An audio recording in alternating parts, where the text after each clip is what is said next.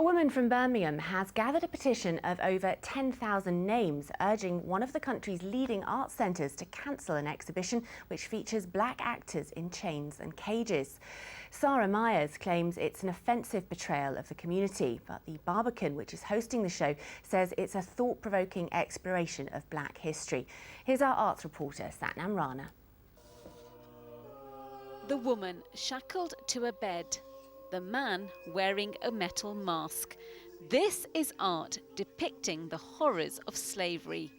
Exhibit B is somewhere between an exhibition and a piece of theatre, created by white South African artist Brett Bailey. I take colonial history, I take the atrocities that were committed under colonialism, right from the beginning of the 19th century all the way up until liberation in the 1950s, 1960s.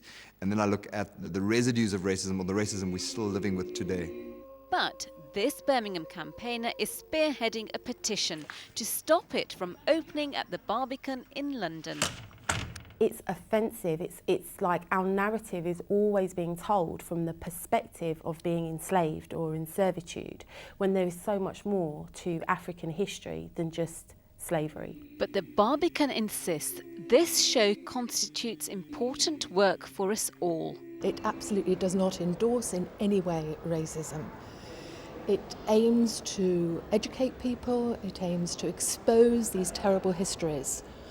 And I think it's very important that arts organisations like the Barbican engage in this sort of debate. Over 12,000 people have now signed the petition opposing the show. It's actually quite rude in 2014 that an institute like the Barbican thinks that putting black people in cages is challenging art and it's important work for London. I keep saying to them, who is it important for? Exhibit B is due to open at the end of the month.